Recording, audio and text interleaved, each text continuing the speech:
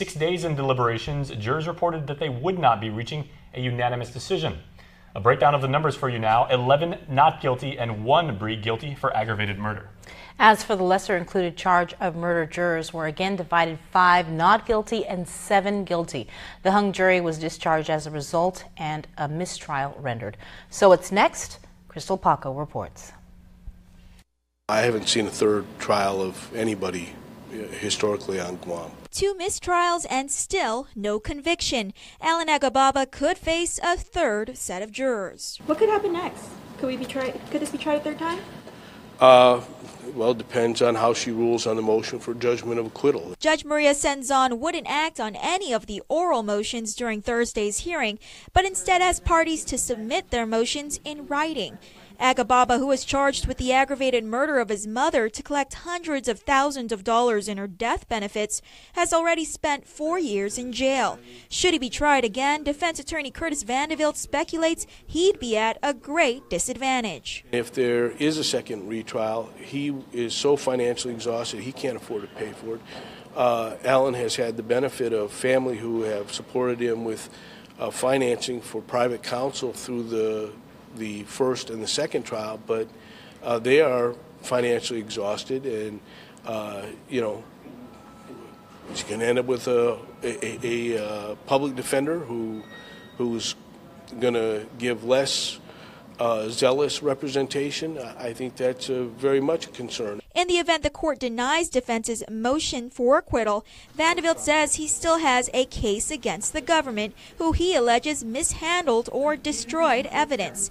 Specifically, he says fentanyl patches found on Shelley Bernstein's body were never recovered or photographed.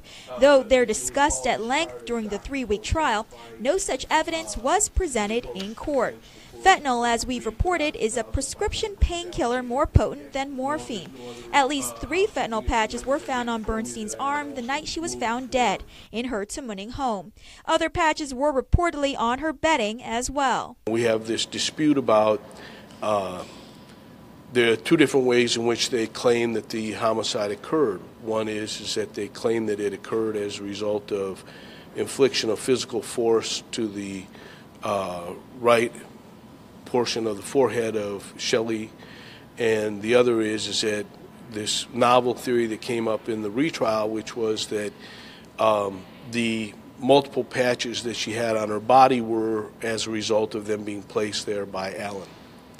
There's just not even a remote amount of evidence to support that. Prosecutor Jeremiah Luther, meanwhile, is anticipated to file a motion to amend the indictment against Agababa. Your Honor, if people are going to make an oral motion to amend the indictment, this may actually moot one of the complaints that Mr. Vanderbilt has raised.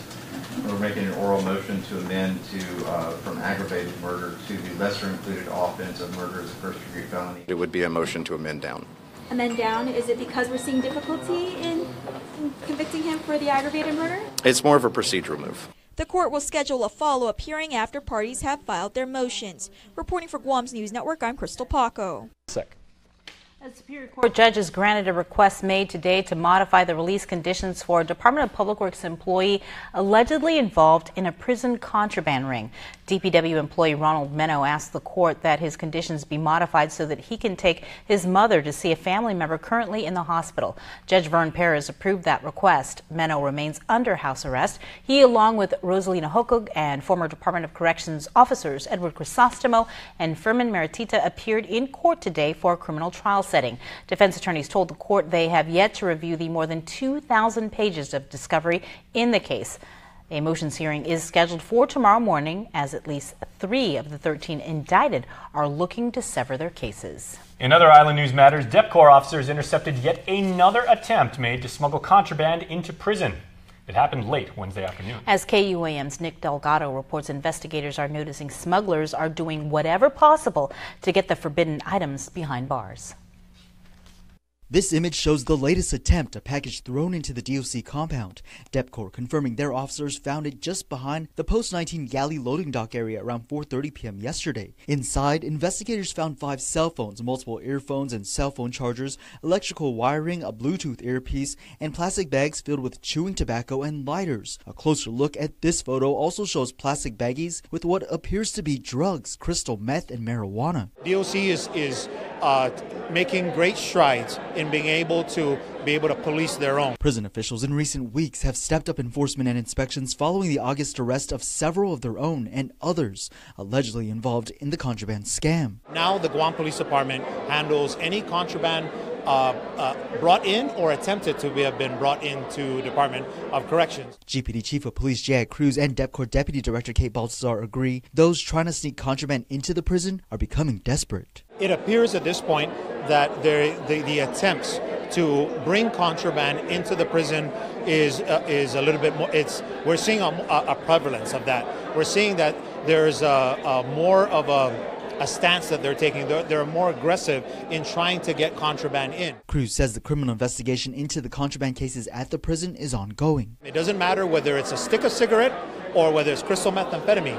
If it's not allowed to be possessed by an inmate at the Department of Corrections for whatever reason, it's considered contraband, and we will treat it accordingly. The latest findings have been handed over to GPD's Mandania Drug Task Force. Reporting for Guam's News Network, Guahu Sinek Delgado. Well, the federal court lacks subject matter jurisdiction, and that is just one of the many grounds for dismissal, according to Guam International Airport Authority Genevieve Rapadas.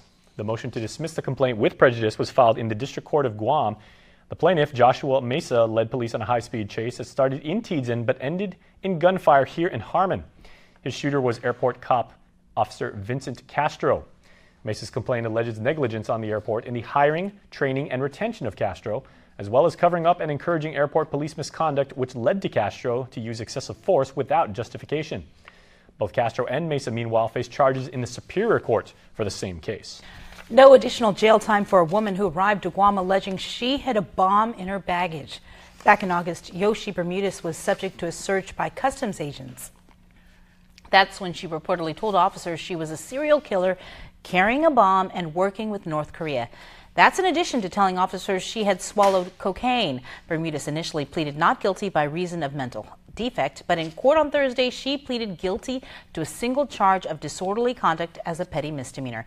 In an exclusive interview with KUAM, Bermudez's mother, Griselda Meza, reported her daughter is a happy and hardworking young woman, but recently struggled with depression. The court ordered she serves 60 days behind bars. She was given credit for time served, with the remaining days suspended. One man is under arrest after he allegedly pinned a woman known to him up against a wall with his car. 21-year-old Samuel Allen Mousil is charged with aggravated assault along with a special allegation of possession and use of a deadly weapon in the commission of a felony and family violence. Court documents state the couple had been arguing outside a Dedito home on Monday when the suspect got into his car and chased after the victim. The woman tried to get out of the way when he apparently swerved, hitting her with the car and pinning her against a wall for a short time before taking off. The victim complained of pain around her abdomen area, telling police it felt like the impact from the car, quote, knocked the wind out of her.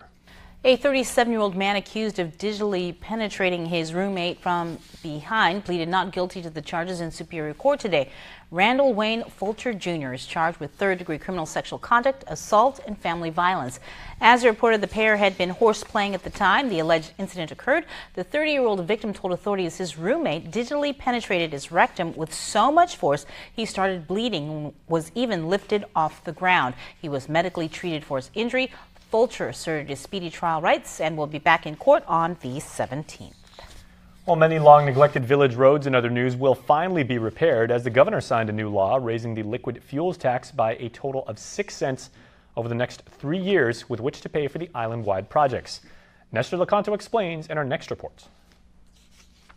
From Jigo to Umatic, the potholes and rough patches you've been dodging in your village streets will soon get smoothed over. Governor Calvo says public works employees can now begin repairs thanks to money provided by the fuels tax increase, some budget savings by DPW, and a little help from the federal government.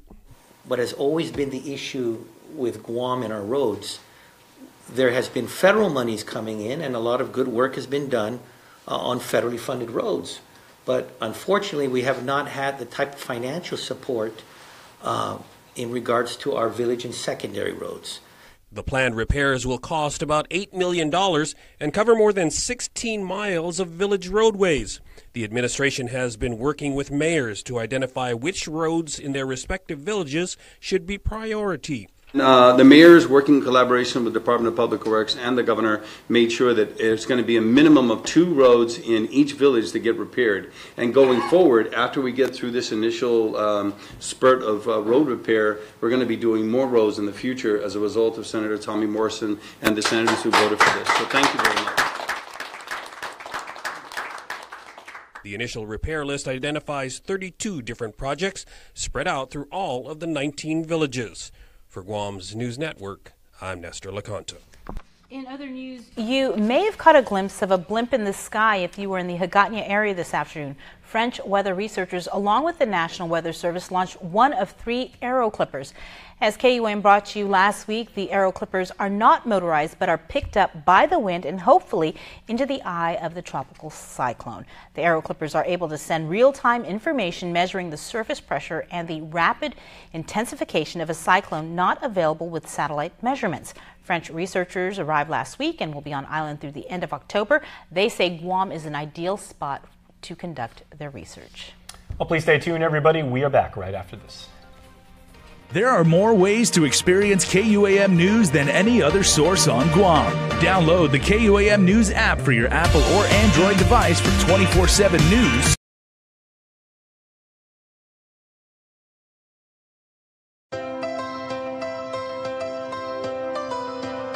When we face an uncertain path,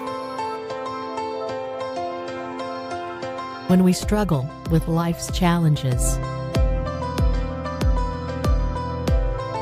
and when the unexpected happens, it's a beautiful day. We rely on the people we trust, it's a beautiful, who we can always count on, and the ones who give us the most care throughout the years. Rely on Calvo's Select Care to give you the comfort and security you need. It's a beautiful day wherever you are. Calvo's Select Care, health care that's always there for you.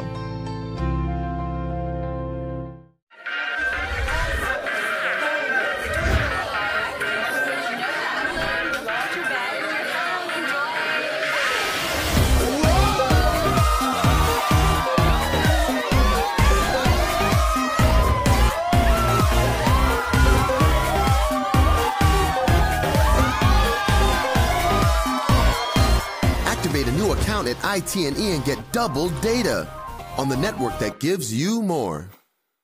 It's Hyundai's Kickoff to Savings event going on now at Cars Plus and Mighty. Score big, save big with the all-new redesigned Hyundai Sonata Hybrid. Gain those extra yards with up to 45 miles per gallon highway and an introductory savings of $4,500. Or check out Guam's best offensive line, like a new Accent starting at $11,995, or the new Elantra starting at $16,995. How about the new Tucson starting at $19,995? Plus, every new Hyundai gets Guam's best warranty. It's Hyundai's Kickoff the Savings event at Cars Plus and Mighty. Cars Plus, driven by you. Hi, Dad.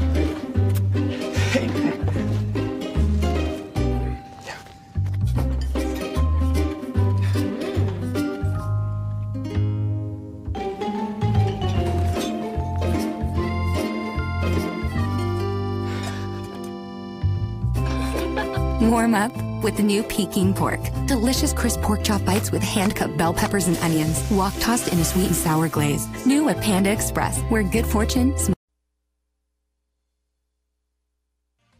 Connect with KUAM News. Find us on your favorite social media platform. Follow us and stay in the know with Guam's news leader. Welcome back to the show, everybody. Public Health completed an inspection of 6 vendors at the Guam Premier Outlets food court on Thursday, all of which made the grade and remain open. Chief Environmental Public Health Officer Tom Nadeau says another round of inspections happened on Friday. Now, it's worth pointing out that the 3 food stalls at GPO were closed on Tuesday and 1 on Wednesday due to both rodent and cockroach infestations. GPO management says tenants are now working to get back into compliance. Well, in other news, a 3% decline in the number of students that attend public schools since 2014 now has DOE reviewing the impacts that may be as a result of charter schools, as well as that agency's budget. Isa Baza has more. Alarming. That's how Superintendent John Fernandez describes the more than $8 million going to fund 1,200 charter school students. At the same time, the department has lost only 949 students in return. Charter schools are currently allocated $6,500 in government education funds per student enrolled, with the idea that these students would have otherwise been enrolled at DOE. However, Fernandez argues that the amount of money the department is now losing out on to charter schools may be higher than the legislature intended, saying, quote, "This means that funding is being taken from DOE at a rate of $8,493 per student to support charter schools. It looks like we are subsidizing the charter school students coming from private school or off-island or new pre-kindergarten students," end quote. In response, Charter Council Chair Amanda Blas says she will be meeting with DOE officials on Friday. I completely understand where DOE is coming from. It's DOE's duty and responsibility to protect its budget. So as many of us know, about $6,500 goes to the charter schools per student enrollment. So I understand where it's coming from. This isn't a fight between the charter schools or the Charter Council on DOE, but I think it is a reflection of the need to update the charter school law. Recently, Senator Joe San Augustine introduced legislation that would alter the charter law to allow charter schools to submit budgets directly to the legislature. However, both the department and charter schools have expressed interest in separating their budgets altogether. In addition, DOE has also submitted a report to the Charter Council regarding a concern over the financial stability of one charter school in particular. I can confirm that we did receive that report today, a couple of minutes ago. I don't have any comment on it just yet. I would have to share it with the other council members, of course, first. Financial stability of any of charter schools is a concern for the Charter Council because obviously we'd like to see them financially successful as well. She notes charter schools are required to submit financial reports to the council within 30 days of the end of the fiscal year. Meanwhile, Senator San Augustine is aware of DOE's concerns. We need to take a look at it, but at the same time, I'm insisting that the Charter School Council has to play a major role here. That's why they exist. Reporting for Guam's News Network, I'm Isa Baza. The Guam Land Use Commission is seeking advice from the Attorney General of Guam as well as the legislature on how to handle zone variance requests for Telecom Towers. The topic came up during a discussion regarding the request for zone variance approval for a 100-foot telecom tower in Santa Rita. GLUC Chair John Arroyo and legal counsel Nick Toft. For this specific lot? Get a legal opinion from the AG regarding, the regulation and see if they could shed some light, and some guidance for us with respect to these types of towers. I think it would be more productive if we get the legislature involved. Street there. During the meeting, telecom officials noted they expect roughly 9 100-foot telecom towers this year, with the possibility of an additional 5 towers next year. Residents have previously raised concern to the GLUC regarding the impacts of these towers in residential areas. Meanwhile, the GLUC has also requested for detailed information regarding the long-term plans for placement of telecom towers throughout the island. Guam should not continue to rely on just tourism and the military to drive the local economy. Speaking before the Rotary Club, University of Guam President Dr. Robert Underwood says the two main drivers are not going away, but future growth should also focus on the knowledge economy. That future is here. The knowledge economy is the conjunction of rapid technological change, the reliance on brain power to apprehend the changes, the application of entrepreneurial skills to examine economic possibilities, and the support of government and society. Underwood says universities are the platforms for the knowledge economy, and the top countries understand that.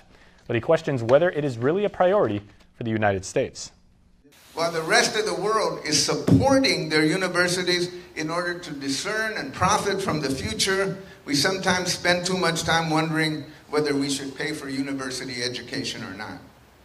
And sometimes I wonder how many people in Guam understand the possibilities of post-secondary education. The good doctor also suggests that there is now a new concept of integrated universities that provide an entrepreneurial ecosystem in which they are the key providers of innovation. For a second year now, the Federal Aviation Administration has given the Guam International Airport Authority high marks. The airport received a perfect score for its annual certification inspection conducted just last month. The FAA notes GIAA is operating in full compliance with federal regulations, the Airport Certification Manual, and the Airport Operating Certificate. Executive Manager Chuck Atta says this is a testament to the professionalism and hard work of his employees and commends them for ensuring Guam's airport is top-notch when it comes to safety and security. A major milestone for public health as well as the First Lady's Regalu Foundation, as today those organizations broke ground for the Regalu House, a foster care facility for the island's foster children over in Barrigada. Here is First Lady Christine Calvo. Since the day I met the children from the Elise shelter with Sister Bridget, I will never forget the feeling I had. And thinking, perhaps the good Lord placed this responsibility in my heart. When this project was just a glimmer in my heart, I did not know how I would make it happen. And I was so blessed because I was able to get the help. The project is estimated at $1.2 million, sitting on 2.5 acres of land and funded by the Department of the Interior. The Regalu Foundation is providing all interior and exterior aesthetics and supplies. The project should be completed by July of 2018. 34 officers with the Guam Police Department are promoted to the rank of Sergeant 1. A promotional ceremony was held at Government House in Agana Heights today. Chief of Police, J.I. Cruz. It is unique because for the longest time, the Guam Police Department only had a handful of Sergeants 1. Not every shift on patrol had a sergeant as a first-line supervisor. Not all the sections in the department had a sergeant as their first-line supervisor. Oftentimes, police officer 3s and 2s were underfilling in those positions just to keep the department afloat. Cruz adds the promotions are part of GPD's efforts to right-size the force. A promotional ceremony for police officer 3s is scheduled for tomorrow. All right, guys, let's do some more commercials now, but when we come back, your birthday shout-outs.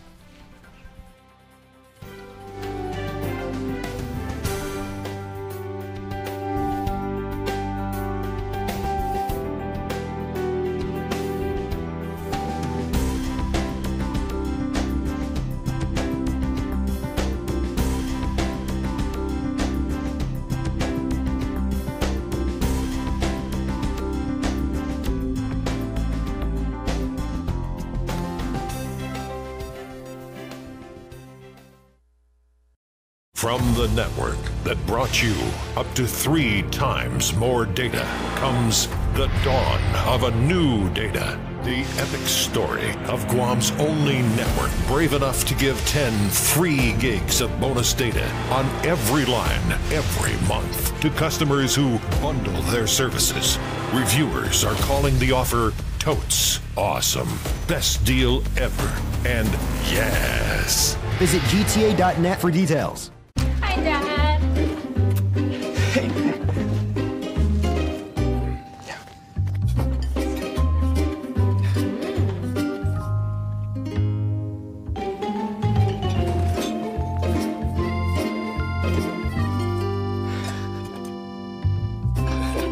Warm up with the new Peking pork. Delicious crisp pork chop bites with hand-cut bell peppers and onions, wok-tossed in a sweet and sour glaze. New at Panda Express, where good fortune smiles.